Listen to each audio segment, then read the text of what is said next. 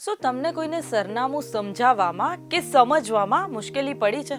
અમને તો ખૂબ જ પડે છે અને આ સમસ્યાનો ઉકેલ આવી ગયો છે. આપણી ઇન્ડિયા પોસ્ટ, IIT હૈદરાબાદ અને ઇસરો જેવી મોટી સંસ્થાઓએ મળીને એક નવી સિસ્ટમ લાવ્યું છે અને જેનું નામ છે ડીજીપિન. ડીજીપિન એટલે શું? આ એક એવું ખાસ કોડિંગ છે જે તમારા ઘર કે કોઈ પણ જગ્યાને ડિજિટલ નકશા પર ચોક્કસ રીતે દર્શાવશે.